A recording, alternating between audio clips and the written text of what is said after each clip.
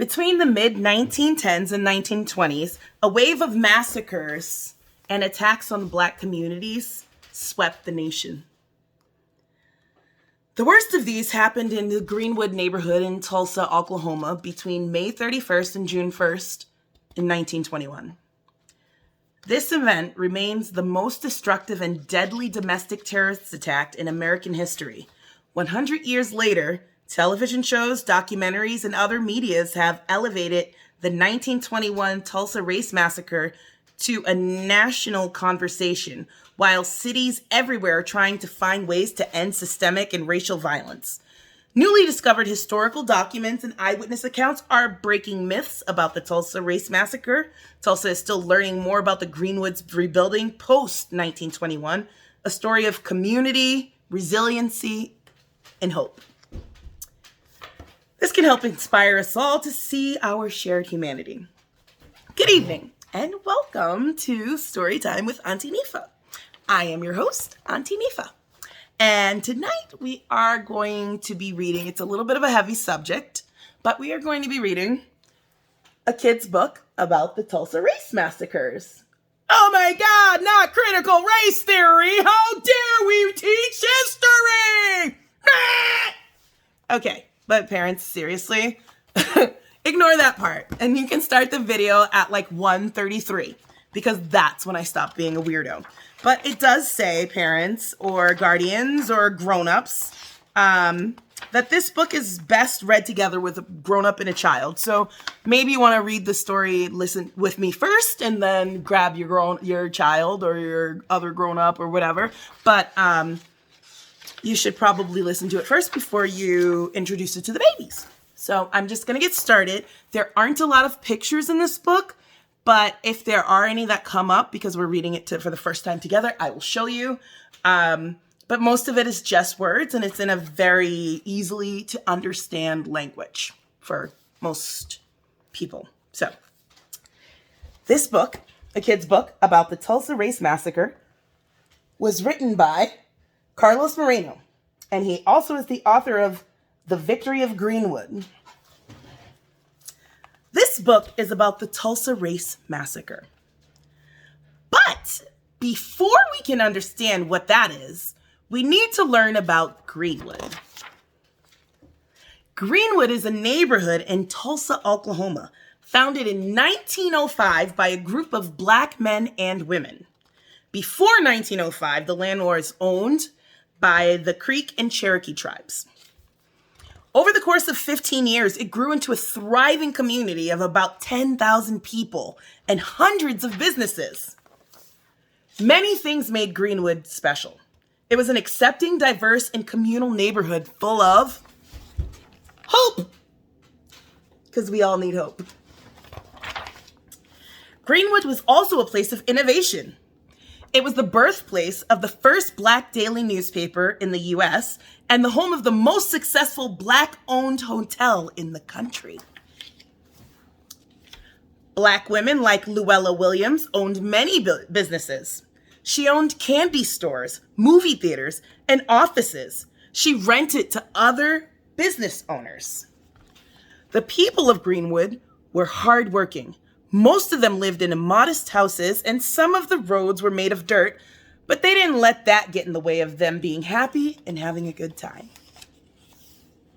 Another thing that made Greenwood special was that it was located along the railroad tracks. The railroad was super important back then. Not only was it means of transportation and connecting people all across the country, but it was also an important resource for doing businesses at the time. Think of it as like the internet in the 1900s.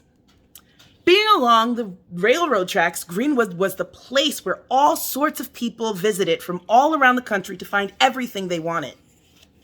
There were clothing stores, shoe and hat stores, movie theaters, jazz clubs, grocery stores, 2 schools, a hospital, a skating rink, lots of ice cream and candy shops.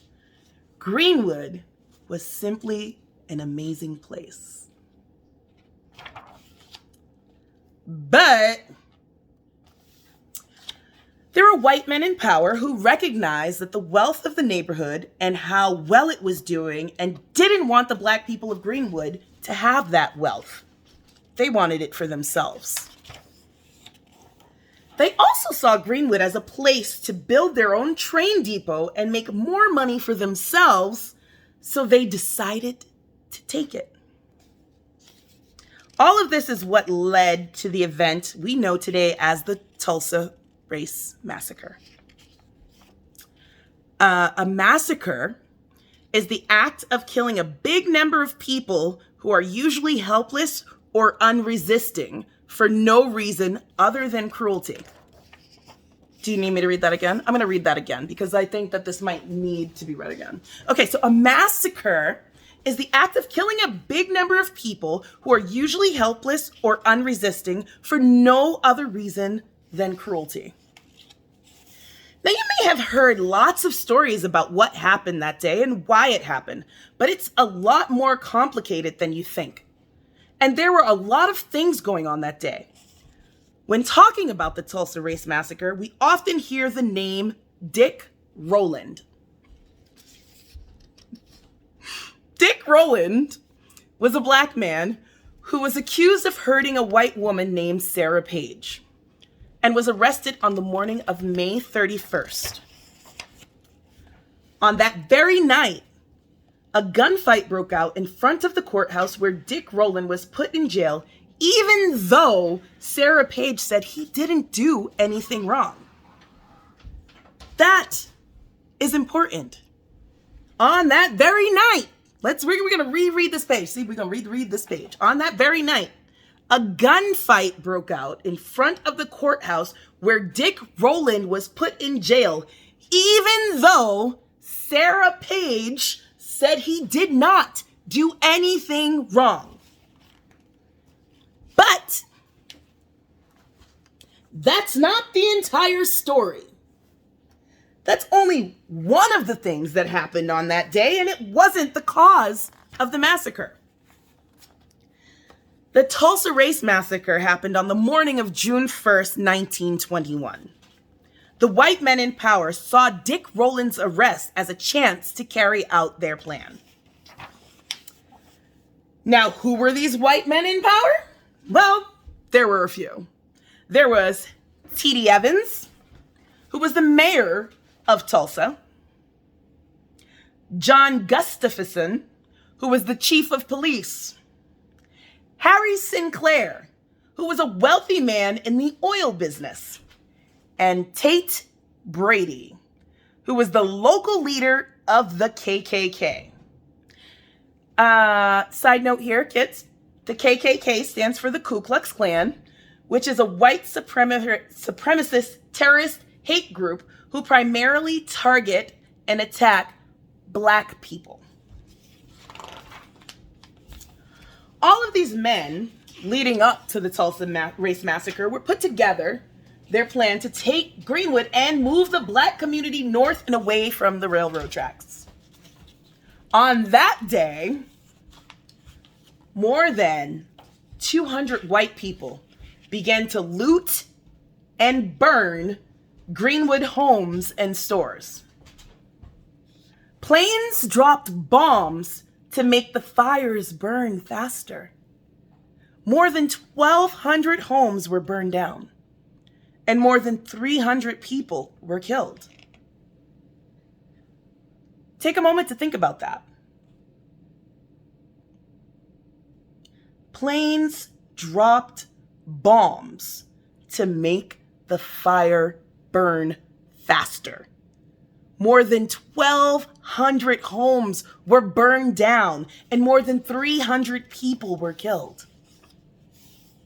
You might be wondering, why did this happen? Why would anyone do something like this? Remember what we said earlier. The white men in power wanted more wealth. To try and get it, they set up an intentional and coordinated plan to steal it from the black people of Greenwood. Nothing about what happened that day was spur of the moment or a coincidence. They prepared 3 areas for internment camps. Airplanes were prepared. Bombs were made. Guns and dynamite were stockpiled. And when they carried out their plan, many people died. Many lost their homes and their businesses, and those who survived were rounded up and marched into those internment camps. Side note, an internment camp is a prison made for innocent people. An internment camp is a prison made for innocent people. I don't know what you know about prison, but innocent people shouldn't be there. The story of the Tulsa Race Massacre is an awful one, but thankfully, that's not the end of the story. The people of Greenwood were strong and hardworking, and they didn't let this tragedy define them or limit their potential. They started rebuilding immediately. While some people did leave, most Greenwood residents refused to leave or sell their land. In fact, on the very next day, Luella Williams visited her lawyer, and together they made a plan to rebuild her numerous businesses, including her movie theater. Go ahead, Sister Luella. On behalf of the people of Greenwood, 2 Black lawyers, B.C. Franklin and I.H. Spears, sued the city, the mayor, the police department, and the powerful white men in power, and they won their case. The American Red Cross helped in the effort to rebuild. They worked with the people who were hurt and without homes and set up shelters and a clinic in the only buildings that weren't burned at the high school. And the members of the Vernon AME Church donated what little money they could, 25 cents, 50 cents, $1, to help rebuild their church. The white men in power didn't win, and eventually Greenwood was restored. A few years later, Greenwood was a thriving, vibrant neighborhood once again. Now, what can people learn? Now, what can we learn from the people of Greenwood? Pieces of their story still exist today, in cities across the country, in small towns, and maybe even in your neighborhood. There is still an imbalance of power. There is still hate. Race divisions are bigger than ever. And there are still systems that keep this division in place. But we can do better. We certainly can do better. Y'all know who I'm talking about. We ain't gonna say that for later. We can learn from the history and we can change things. The Greenwood of today is still about neighbors helping neighbors, businesses supporting one another, and community continues to lift each other up, just like in the days following the massacre. So like the people who fought to rebuild Greenwood, keep the community alive, and to support one another, you can do the same. You have the power to make history and keep the tragedies of the past from repeating themselves over and over again. The end. All right, so that was the end of it. But I am going to read the outro because sometimes I love this series of books, a kid's book about. Honestly, it's been really enlightening reading these stories.